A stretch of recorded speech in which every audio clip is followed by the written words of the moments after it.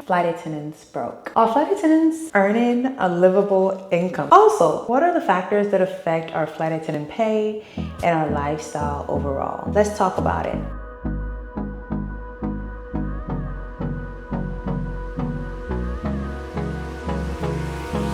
Hold me close till I get up. Time is barely on our side.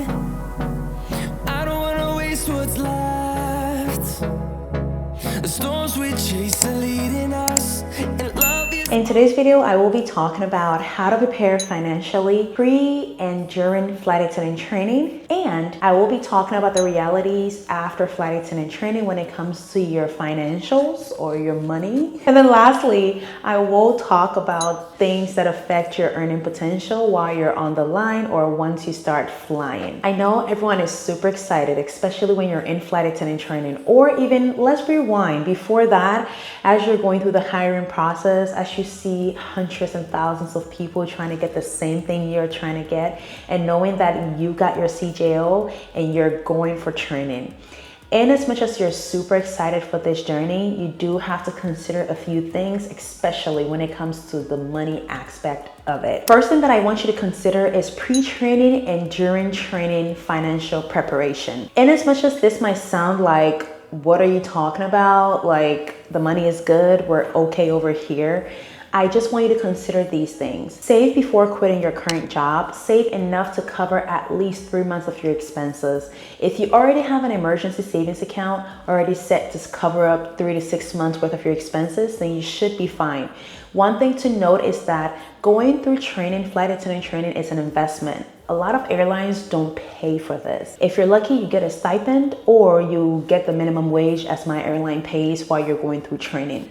However, a lot of them do not pay you while you're going through training. So the reason why I shared this point is that I want you to have some money put aside, enough to cover you while you're in training, or at least up to a month, and at least up to a month after you're done with flight attendant training. Secondly, do not overspend while you're preparing for training. The reason I say this is because you're probably going to get a list of items that you're suggested or required to bring along when you're going through flight attendant training.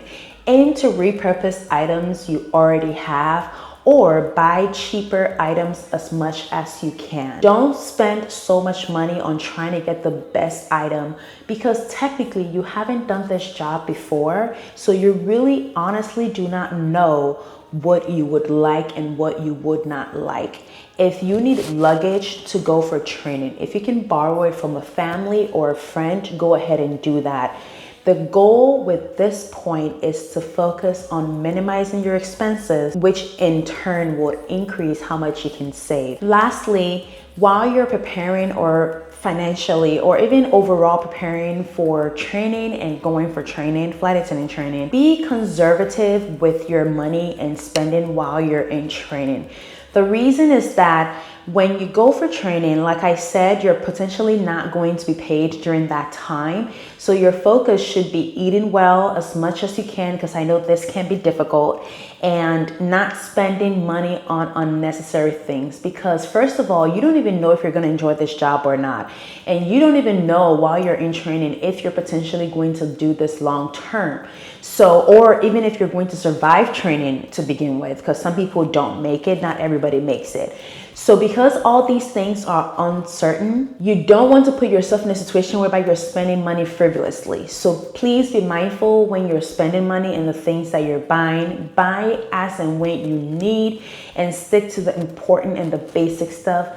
Do not overspend. I did want to slip this in before I continued. While you're going through the hiring process, whatever pay or income you're supposed to get, whether you're in training or while you're on the line, anything money related will be explained to you in depth. They're very straightforward. Nothing will be hidden from you. Post-training preparation, that is once you're out of training, what happens afterwards. The first thing is your ability to meal prep or bring your own food on trips, whether it's store-bought or you prepared yourself.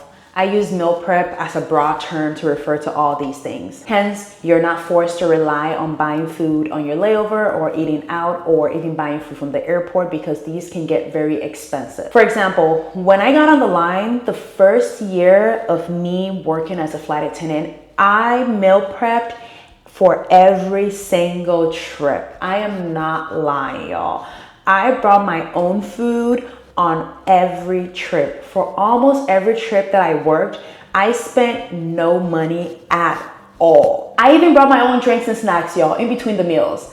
The reason why I did this was because first thing was more health related, in the sense that I wasn't sure what I would be eating outside, and secondly, I wanted to have my own food because you never know where you would end up and what time you would end up in that area, and if food would be available for you anyway. And back to the first point, I wanted to know what I was eating because the last thing I want is to get food poisoning while I am on a 3-day trip. We're not about that life, okay? So it was more so me being scared of what I can potentially be exposed to from eating out the whole time. And thirdly, it's just expensive, like I said earlier. First year, my goal, just as when I was preparing for training, was to focus on how much money I could save or how little money I would spend. So I brought my own food, and whether you buy it from the grocery store like Trader Joe's already made meals or whatever, it's still cheaper than actually buying from a restaurant or ordering from DoorDash or Uber or buying food from the airport. Plus, overall, you always have food with you. Secondly, the other thing that I say you should consider doing once you're out of training is be conservative with your spending. Once again, I can't stress this enough. On your layovers, do as many free stuff or as much free stuff as possible if you choose to explore your city or your layover. Be as minimalistic as possible. I know you want to enjoy your life, you want to enjoy this job. The whole point of being a flight attendant is being able to enjoy and travel to cities and actually enjoy it. However, in your first year, unless you have some kind of supplementary income coming in, you have to focus on just being conservative with your expenses because you're still trying to adapt to flying. So it takes a lot and it takes a toll, and you don't want to end up spending all your money and then you end up struggling or being forced to work more because you need to catch up with your finances. You don't want to be in that situation because you can end up quitting because of that, because it gets really stressful. Remember that this is only a phase in your life. It is not a permanent condition. We're just here to set you up in a strategic manner so you can survive this journey, okay? We're trying to do this long term. So we got to do what we got to do to make sure that we're still here 20 years to come, okay, doing this job. Thirdly, the other thing that I want you to do is to prioritize the trips that you work. It's either you want to have fun more or make more money. The reason why I say this is because sometimes, or a lot of the times, the trips that have longer layovers, unless it's an international trip, typically have low credit compared to trips that typically have shorter layovers that have higher credit, which means they're worth more income wise. You know, the money is worth more money wise. So you have to prioritize your trips when you're starting off. In my situation, when I first got on the line, I was prioritizing high credit trips only because I wanted to make as much money for my time within as little time spent away from home as possible. So I was prioritizing trips that were high credit. Lastly, the other thing that I do want you to consider after flight attendant training once you're on the line is that the goal for your first year should be at least earning more with fewer days of work. Because trust and believe me when I say this, you will need the rest. Think about it this way. Let's look at this scenario, right? When you go to flight attendant training, whether it's 6 weeks, 7 weeks, or 8 weeks, or 3 weeks, or 3.5 weeks, once you're done with training, you're only given a few days in between when you're done with training and when you start work, right? So with my airline, for example, or during my time, it was 4 days. Luckily for me, I was assigned a base where I lived. So essentially after flight attendant graduation, when I flew back to Seattle, I essentially went home and started getting myself ready. Somebody who commutes, for example, has to go home to where they live, figure out their life, and then figure out their living situation or how they're going to survive having to fly to base where they're going to stay. I say all this to say that because of all these things that go on, you have little time to just get yourself together before you are literally thrown into this job once you're done with graduation. You have to be able to prioritize working fewer days that make you more money. What that translates essentially into is that if you work high, if I'm going to be working a 3-day trip, for example, I'm going to be aiming for a high credit 3-day trip that keeps me away for 3 days, but I'm making a lot of money during that 3 days. So maybe a 3-day trip that's worth 20 hours compared to a 3-day trip that's worth 16 hours. The money is different.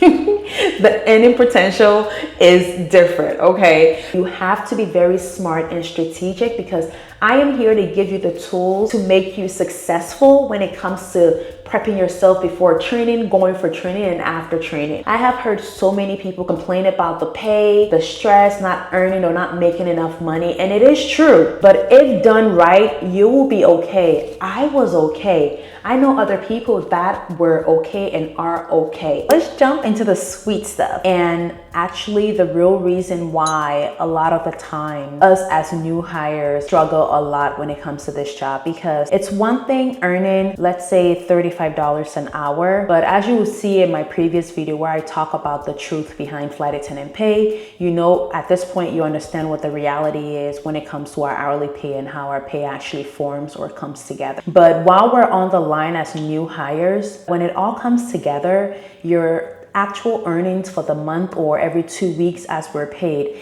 it's not necessarily all that glamorous. By the end of my first year, as you would see in that video, I'll leave the thumbnail here or the link here so you can watch it, where I talk about my flight attendant pay over a 1-year period. I made a little over $55,000 for my first year, and I live in Washington State with a high cost of living.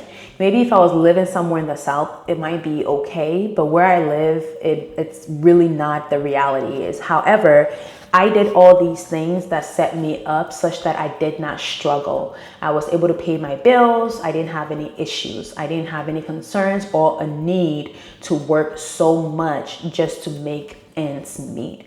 But you will hear this from other flight attendants that have gone through this that did not survive this point because things were hard. Right out of training, they probably had debt. They were struggling with their finances. And I think maybe things were also a little better for me because I have already had a background of managing my finances properly and making sure that I always have plan A, plan B, plan C. But the situation might be different for everybody. I might not have debt, you might have debt. So I am not oblivious of the fact that everybody's condition is different. However, the reality is you gotta make it work and you have to figure a way out. So that's why I'm sharing all this in these videos. That said, the first factor, or one of the biggest factors that I feel impacts our earning potential or income as new hires right out of training on the line, high credit trips equate to high earning trips. If you're not able to get high credit trips, then essentially you won't be able to always have high earning trips. So then you're forced to work more hours just to supplement your pay. Secondly, it's the fact that we're too junior to hold high credit trips. High credit trips translates to more money for time worked. When you're junior and you find yourself at a base where high credit trips are not common or there aren't a lot of them, then it becomes premium. So the people that are senior will potentially be the ones that are holding those trips. Bear in mind that if you're a new flight attendant or considering being a flight attendant and you're in training right now or about to go through training, know that once you get on the line, you might not be able to hold high credit trips. Thirdly is that you will need to have good money management skill. When you get on the line or once you're out of training, one of the things that can greatly impact you is if you don't have this skill. You have to be able to manage your finances, from budgeting, from dealing with your debt, from continuing to save or having some kind of emergency savings available to you. The reason why I say that is because you will get exhausted. You will be tired at some point. No matter how much you would force yourself to work the first few months, at some point, you will need to take a break. And having an emergency savings or some kind of savings there, it's like a buffer to support you. And knowing that you have your debt under control, you're not adding onto it, but rather trying as much as possible to pay that off gradually will help you. Budgeting, knowing how you're spending your money, where you're spending your money is equally very important. I feel that this is one of the major factors that affects a lot of new flight attendants. I'm not gonna sit here and say that all airlines pay well or airlines pay everybody well enough to be able to live blissfully in life. That's not how it is. However, the truth of the matter is that no matter where you work, no matter how much you earn, if you don't know how to manage your money, no matter how much you're paid, it will still not be enough. There are people that are making $500,000 a year, $250,000 a year, and they're still in debt and they're still struggling. So to me, I feel like it requires a level of good money management. Lastly, the other factor that I really feel that impacts us as new flight attendants, our earning potential or our income as a whole, which in turn would impact your lifestyle at this point, is the willingness to work more than the pre-scheduled hours by picking up more trips. Essentially, every month there's a set schedule value that everybody's likely to get scheduled for by default, all things being equal. Sometimes it's 70 something hours, sometimes it's 80 something hours, but I always say it's usually between 7 to 90, including the variance, which is going to be plus or minus a certain number. So by default, you're not going to be scheduled 160 hours, okay? However, you can work up to 160 hours by picking up trips from other people or from the system. So there's always a way to work more. But when you start, if you decide to just work the bare minimum that you're scheduled every month, you might not earn the amount of money that you would need to survive on, unless you have some kind of supplemental income or support from somewhere. For me, when I started, I was actually working, I believe, 100 hours, 100 to 110. I would toggle between 100, 110, 117, thereabout. So I wasn't working only what I was scheduled. I was picking up additional trips as well, but I was still ensuring and making sure that I had at least 12 days off, or at a minimum 10 days off. Let's keep that in mind. Let's be real here, okay? But you have to be willing to work more than your pre-scheduled hours. That's the only way you're going to be making a reasonable amount of income. Working just the 80 hours that you're scheduled with, or the bare minimum, will definitely not be enough, unfortunately. Maybe if you were more senior and you were earning the higher pay, then that might be the case. To sum it all up, not everyone honestly has another source of income or financial support from family, friends, spouse during the early stages of being of their career as being a flight attendant. And ultimately, we all want to do this long term, and we want this to be a long-term career. As I've always said, this is my retirement job, okay? I ain't going nowhere. So that's why I felt like there was a need for me to make this video, just to give people a heads up of, hey, these things can happen. This is what you can do, so that when you're coming in, you're ready. Because I would hate for you to go through this training and then quit simply because things got hard financially, because I know the money is important. And if you're commuting, for example, you might not be able to get a second job. However, I managed to do this, so it's definitely possible with effort. So definitely consider these factors for sure as you decide to become a flight attendant or become a cabin crew member, because these factors really do impact your earning potential, your pay overall, and your lifestyle as a whole as a flight attendant. You don't want to be out here in big cities, beautiful places, and knowing that internally you're struggling financially. In the meantime, while you are on your quest to become a flight attendant, do check out this video. I will leave the thumbnail here where I do talk about flight attendant pay in depth. Thank you so much for joining me for today's video. Leave a comment in the comment section. Let me know your thoughts on this. What are some of the factors that have been affecting you as a new flight attendant? Share them. I don't know it all. Let us know so we can talk about it in the comment section below. See you in the next one. Bye-bye.